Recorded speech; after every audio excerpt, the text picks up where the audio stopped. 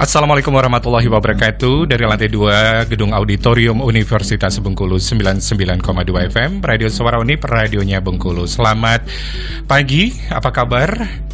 Akademia Bengkulu, kita kembali berjumpa di special talk show di kesempatan pagi ini bersama saya Adi Pradana. Udah lama banget ya kita tidak pernah berjumpa ini di tengah pandemi COVID-19. Paling tidak kita memang lebih banyak di rumah atau juga melakukan aktivitas di rumah dan lebih produktif barangkali ya, karena bisa lebih dekat dengan keluarga tercinta. Banyak hal-hal positif yang kita lakukan bersama orang-orang yang dicintai tentunya.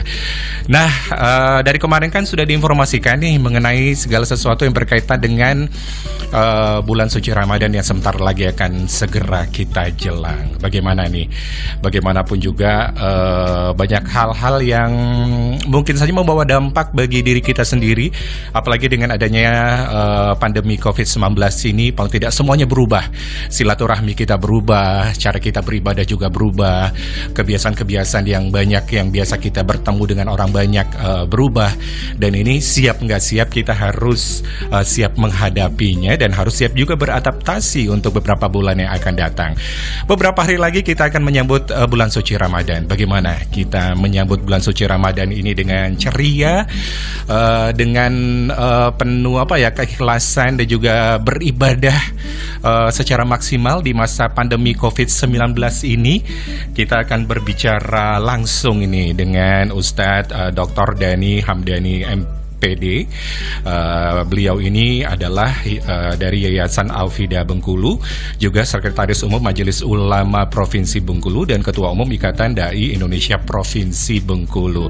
Nah, talk show ini persembahan dari UKM Muslim Generation Club atau UKM-MGC Fakultas Pertanian Universitas Bengkulu. Oke, langsung saja saya sapa Pak Ustadz Dhani. Assalamualaikum Ustadz, apa kabar? Waalaikumsalam warahmatullahi wabarakatuh. Sehat ya Ustadz ya?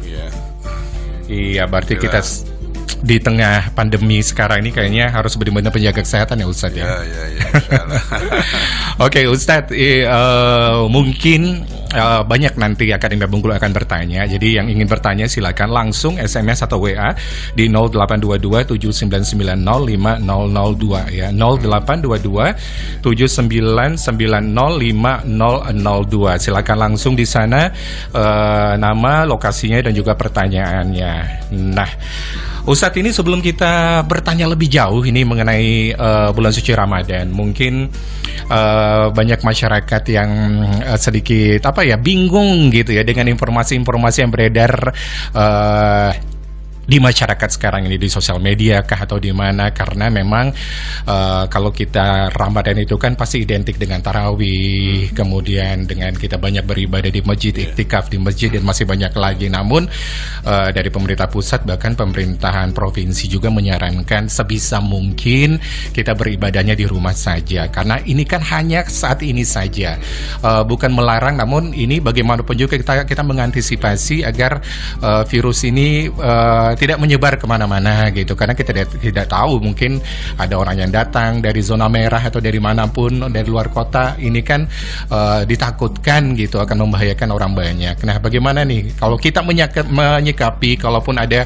himbauan atau seperti ini dan ternyata ada lagi informasi yang berbeda ini, dan akhirnya masyarakat agak-agak bingung ini, gimana nih Ustadz menanggapi seperti ini? Ya, sebetulnya kan dalam praktik pelaksanaan ibadah di masa COVID-19 ini, kita dianjurkan untuk mengacu kepada informasi atau kebijakan dari pemerintah dan juga dari panduan dari MUI secara umum ya. Kadang ada muncul perbedaan di masyarakat, pemahaman bahkan di kalangan para ustadz sendiri, para ulama sendiri dengan masalah ini ya. Karena namanya dalam fikih ibadah itu perbedaan itu pasti ada ya, pasti ada. Nah, maka dari dulu juga yang namanya fatwa itu tidak punya sanksi hukum gitu ya, tidak punya sanksi hukum, sehingga kadang ada yang ikut, ada yang tidak ya. Yeah. Nah, kemudian ada peluang berbeda itu ketika mensikapi fatwa MUI nomor 14 itu, yang di poin 4 yang dan poin 5 ya.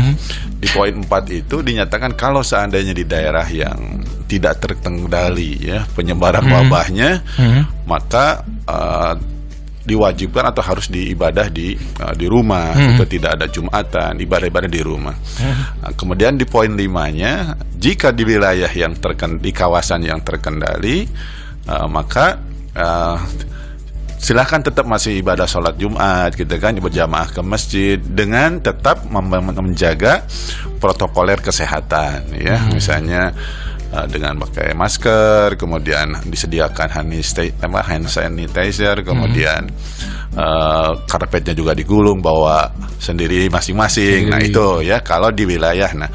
Nah yang sering jadi masalah tuh penentuan wilayah terkendali dengan tidak terkendalinya gitu ya.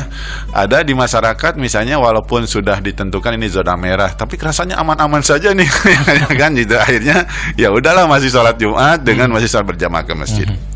Ya, nah di sini sebetulnya kalau ada juga kejelasan, karena yang berhak tadi punya eksekusi adalah kebijakan dari pemerintah. Kalau kata Pemirah misalnya kan dilandasi dengan panduan ini wilayah sudah tidak terkendali, atau misalnya kalaupun terkendali tidak bisa terprediksi ya, maka kita pasti ngikut masyarakat gitu dengan misalnya beribadah di rumah. Nah jadi bagi kita sekarang lebih amannya ya sumber informasinya dari kebijakan pemerintah dan juga dari kesehatan yang lebih paham gitu ya. Dan itulah yang sebetulnya harus melandasi juga baik itu maklumat dan sebagainya gitu ya. Karena tadi disepakati di pemerintahan setempat dengan pengurus masjid yang ada di setempat itu. Oke, iya. Itu seperti itu. Apalagi informasi terakhir di Provinsi Bengkulu sendiri ada peningkatan ini, yang kemarin 4 sekarang udah jadi 8 ini kan. Otomatis ini bisa dibilang kita ini belum di masa puncak ya Ustadz ya. Belum, katanya seperti mudah-mudahan itu. tidak ke puncak. Nah berarti kan kita harus mengantisipasi minimal betul, gitu kan, jangan sampai terjadi ini peningkatan yang luar biasa. Dan kita ini kan berhadapan dengan yang namanya makhluk yang tidak tampak gitu kan, virus yang kasat mata yang kita hanya dilihat oleh Microsoft dengan alat tertentu gitu kan. Ini nah berarti kita kan berperang nih, berperang dalam hal itu. Dan di agama Islam sendiri kan diajarkan apabila kita ada satu situasi yang mengharuskan kita untuk beribadah di rumah atau hal-hal ini kan memang bisa dijalankan ya Ustaz. Dan itu juga memang harus komprehensif ya. Jangan sampai misalnya kita dilarang berjamaah ke masjid, tapi di tempat-tempat itu masih ramai di tempat-tempat umum gitu kan. Pantai Panjang kayaknya kalau udah sore itu ramai banget Ustaz ya. Kemudian di pasar sekarang mulai ramai, udah mulai macet lagi. Nah itu kan justru penyebaran di situ juga mungkin berpeluang ya. Itu juga yang harus dijaga sama-sama semua masyarakat kita tuh betul-betul juga memelihara itu secara menyeluruh gitu ya, bukan sebagian-sebagian saja. Iya. Berarti intinya kita memang harus disiplin ya. Ya, harus disiplin itu karena semuanya. Bentuk kedisiplinan itu ditunjukkan dari berbagai aspek dan bidang. Iya. Misalnya nanti kita nggak boleh mungkin ditunda dulu ibadah di masjid, tapi di tempat yang lain bisa jadi harus dilakukan hal yang sama juga, supaya semuanya bisa ini ya. Iya betul. Iya. Oke, baik. Itu dia paling tidak ini menambah informasi nih untuk Akademia Bengkulu bahwa sebenarnya tidak ada yang namanya larangan untuk sholat di masjid, namun kita disesuaikan dengan protokoler yang ada, ketentuan dari pemerintah seperti apa gitu kan. Kalau menjaga staffnya gimana nih Ustadz? Kan kita kan nggak boleh berjauh-jauhan. Nah, apakah ini karena untuk situasi boleh tertentu? Dalam kondisi tertentu darurat boleh juga staff direnggangkan begitu karena dalam sesuatu yang boleh di masa normal bisa jadi tidak boleh, atau boleh juga di sesuatu yang tidak boleh di masa normal bisa diperbolehkan ketika di masa tidak normal karena sifatnya daruriyah ya, itu daruriyah. Oke, ini Ustadz ini sudah ada langsung pertanyaan ini dari Akademia Bengkulu. Ini nggak disebutkan namanya tapi ada di Pagar Dewa. Ustadz, saya kan sudah 4-5 kali ini nggak sholat Jumat. Sholatnya cuman penggantinya cuma sholat zuhur aja di rumah. Bagaimana nih? Karena bagaimanapun juga saya kan nggak ke masjid sama sekali karena saya ngikutin anjuran pemerintah. Nah ini dia nih. Ada pertanyaan seperti ini, mungkin pertanyaan dari ribuan orang yang bertanya sama. Aduh, jangan sampai nanti saya dibilang murtad lagi karena nggak sholat kan 3 kali. Ini udah 4 kali 5 kali. Gimana nih Ustaz? Jadi karena kondisi tadi kita mengikuti fatwa Jadi kan tadi diawali yang namanya terhadap fikih ibadah segala macam pasti ada perbedaan ya. Dan kita diperkenankan silahkan milih yang sesuai dengan keyakinan kita fikih yang mana yang kita ikuti ya. Nah, dalam fikih daruriyat memang ketika dalam kondisi normal tidak Jumatan 3 kali berturut-turut itu sebuah kemurtadan ya, ketika tidak ada alasan segala macam. Tapi dalam kondisi pandemik seperti ini, wabah begini, maka tidak jadi masalah. Bahkan bisa jadi suatu keselamatan kalau memang itu kita yakin bahwa tidak Jumatan itu karena disesuaikan gitu ya. Karena kita ini pindah dari sunnah yang satu ke sunnah yang lain ya. Sunnahnya misalnya berjamaah, sunnah yang lain adalah menghindari dari wabah. Nah, ini. Jadi bukan kita tidak Jumatan, tapi karena kondisi menuntut kita untuk tidak Jumatan karena kondisi seperti itu. Jadi tidak berdosa insya Allah ya. Dan dinamanya kalaupun misalnya ini adalah ijtihad pendapat, dalam ijtihad itu tidak ada yang salah ya. Kalau benar pahalanya 2, kalau salah pahalanya 1, tetap berpahala. Jadi tidak ada yang dosa dalam mengikuti ijtihad ya. Dan kita sudah ada panduannya tadi ya. Silahkan mau gitu yang keyakinan yang mana, fatwa yang kita ambil gitu. Ya, berarti semuanya kembali lagi ke niat pribadi masing-masing. Ya, kalau niatnya aduh enak nih nggak sholat gitu, nah itu berarti itu dosa itu dosa. Tapi niatnya karena memang tadi pengen menghindari dan mengikuti fatwa jadi masalah. Itu tidak jadi masalah ya. Memang semuanya udah berubah sekarang. Bentuk silaturahmi kita berubah. Kita tidak bisa boleh berjamaah tapi memang sudah diatur mungkin. Kemudian kita sudah tidak bisa bersilaturahmi lagi dengan saudara-saudara dan masih banyak lagi. Nah, menjelang Ramadan ini seperti apa kita menyikapi semuanya ini agar kita bisa berkepala dingin, berbenar ibadahnya bisa full, bisa khusyuk dan hal-hal lain karena bagaimanapun juga namanya pandemi COVID-19 ini udah menghancurkan bisa dibilang dalam tanda kutip sendi kehidupan kita gitu ya. Kita dari nggak siap mau nggak mau harus siap menghadapinya. Seperti apa nih bentuknya nanti akan seperti apa kita yang menjelang Ramadan nanti? Ya, sebetulnya bagi kita sebagai kaum muslimin yang ingin sukses dunia akhirat, apapun yang terjadi, bagaimana menjadikan kondisi menjadi peluang, ya, kondisi peluang. Kalau dulu ada istilah kampung Ramadan, maka sekarang kita jadikan rumah Ramadan, ya kan? Dan yang penting juga kita tetap dalam mempersiapkan sesuatu harus dengan perencanaan dan target yang jelas ya. Misalnya kalau tahun-tahun Ramadan dahulu untuk memotivasi kita beribadah dengan cara kita di masjid ya, dengan siar-siar di masjid ya. Seperti tarawih, sebetulnya tarawih kan Rasulullah juga hanya 3 malam gitu ya di masjidnya pada saat itu karena khawatir diwajibkan menjadi sebuah keberatan gitu ya. Dan maka kita pun ada landasan di rumah itu tadi dioptimalkan dengan cara memberdayakan semua anggota keluarga untuk saling menyemangati. Dan yang paling penting juga adalah dibuat target-target ya. Target-target misalnya nih ya, target ibadah qiyamul Ramadan misalnya atau salat tarawih. Bagaimana untuk bisa berjamaah di keluarga inti misalnya kan. Kemudian juga ditambah target misalnya karena Ramadan ini adalah syahrul Quran, bulannya Al-Quran. Kalau dulu misalnya bisa menjadi tamat tuh 1 tahun sekali tamat misalnya kan, coba di Ramadan ini kita bisa punya target karena lebih banyak waktu di rumah dengan cara membaca Quran misalnya 2 kali tamat atau 3 kali tamat misalnya begitu ya. Kalau dulu mungkin kita misalnya hafalan kita cuma surat-surat favorit misalnya 3 kul itu ya, kulhu, kul amajul binas ya. Maka kita tambah minimal apa untuk ngimamin sholat taraweh gitu kan misalnya. Nambah jadi 10 surat atau 20 surat pendek gitu ya. Khawatirnya ketika seorang tua misalnya seorang bapak ngimamin sholat taraweh 11 rakaat kulhu terus misalnya kan. Kata anaknya, "Pah, ngapa?" kata be sholatnya kulhu terus. Papa ini seneng nih ya dengan surat ini ya. Padahal cuma apa itu yang hafal misalnya kan gitu ya. Nah, tapi itu sebetulnya tidak masalah walaupun mau kulhu terus silakan juga ya. Tapi kita supaya menyemangati juga, mari kita juga misalnya tambah target Ramadan ini nambah 10 surat misalnya kan. 10 surat tuh kalau yang juz amma itu dari Alam Taro sampai An-Nas itu 10 surat ya. Alam Taro kaifa fa'ala rabbuka biasa sampai An-Nas 10 surat. Kemudian kalau sudah itu 10 surat tambah 10 surat lagi dari Watini.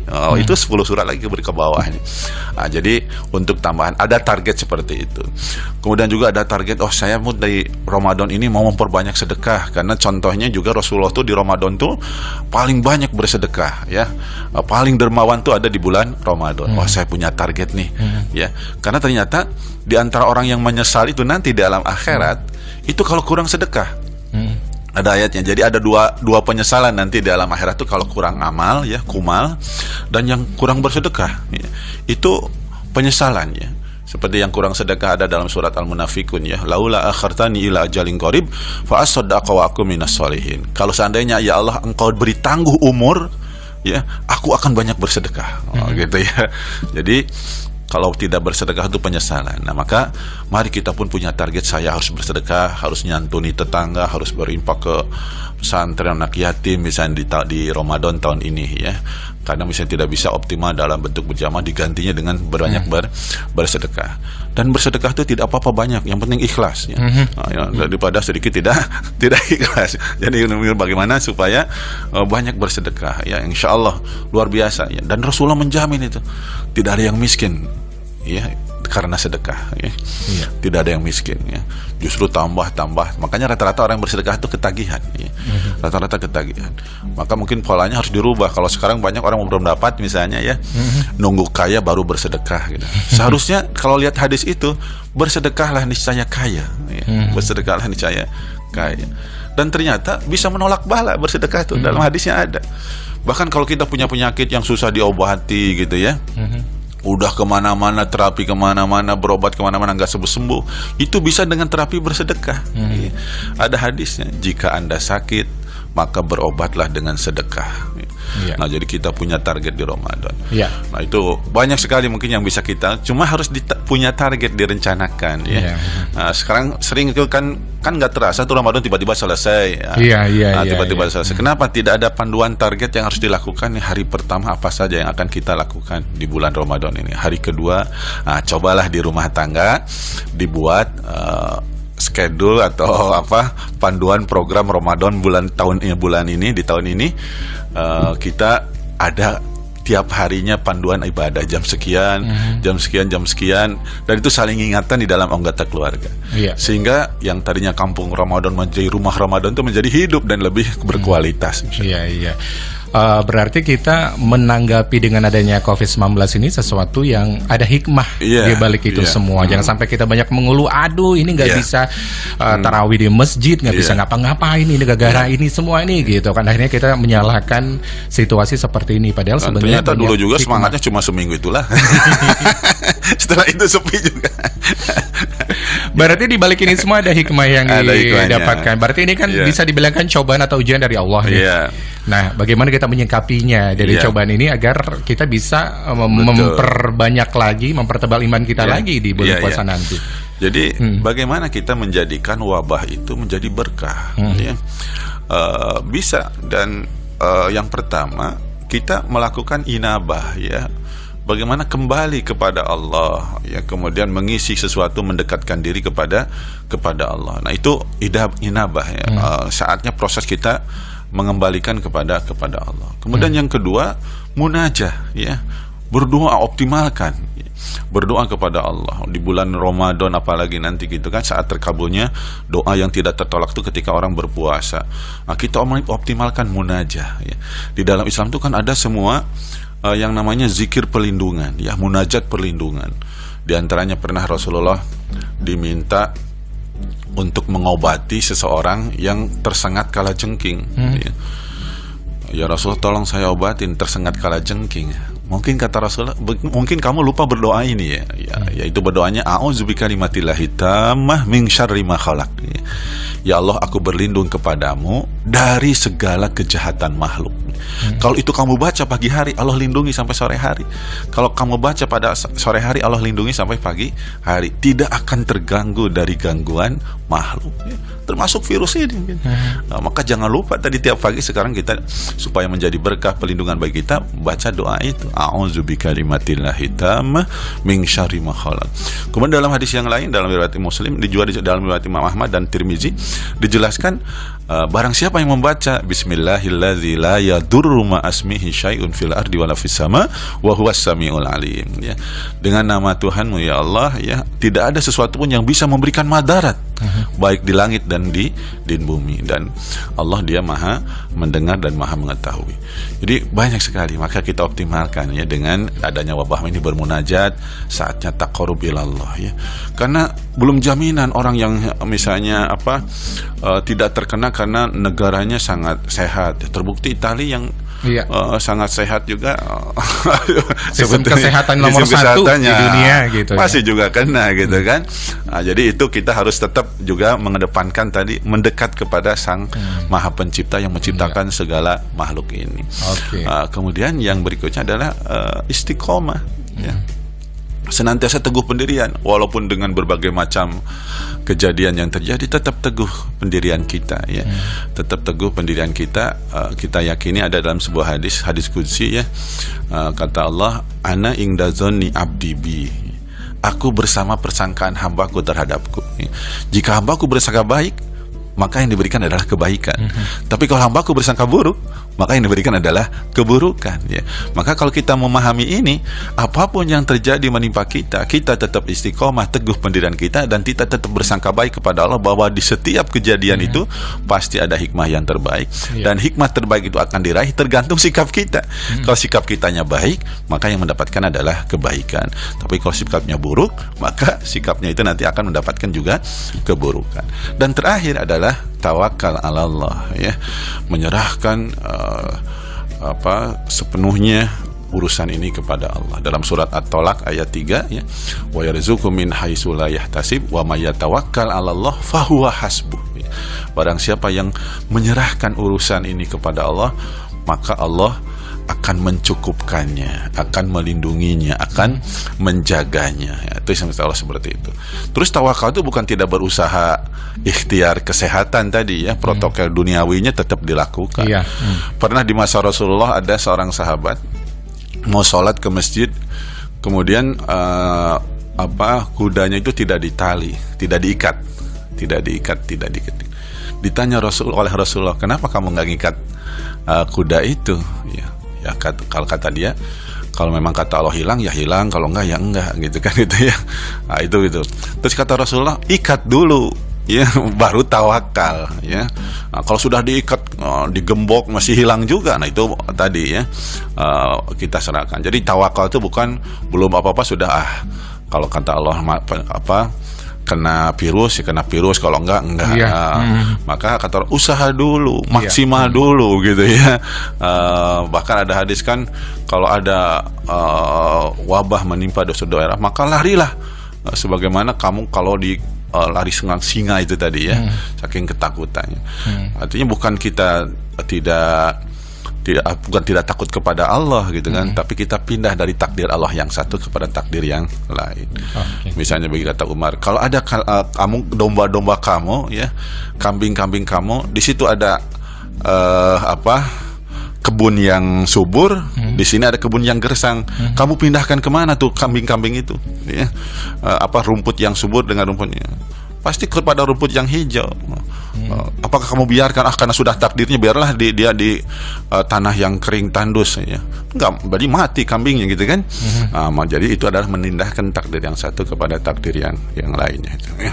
Akademia Bengkulu berarti jangan sampai kita berpikiran, ya, sekarang ini ya udahlah, kalau udah mau takdir kita kena aja, gitu kan. Yang penting kita menjalankan seperti biasa aktivitas. Kalau kita bisa menghindari, mengapa enggak, gitu. Karena ini memang satu cara yang terbaik agar kita tidak terkena yang namanya pandemi COVID-19 ini. Waduh, ini penjelasan dari Ustadz Dhani ini banyak sekali dan mudah-mudahan saja bermanfaat untuk Akademia Bengkulu yang baru saja bergabung sekarang ini, tidak hanya berada di Kota Bengkulu tapi juga di Provinsi Bengkulu dan sekitarnya yang bisa mendengarkan siaran Radio Suara Unip. Yang pasti kita break dulu sebentar, dan talkshow kali ini dipersembahkan oleh UKM MGC Fakultas Pertanian Universitas Bengkulu. Jadi jangan kemana-mana, kita akan kembali lagi setelah yang berikut ini.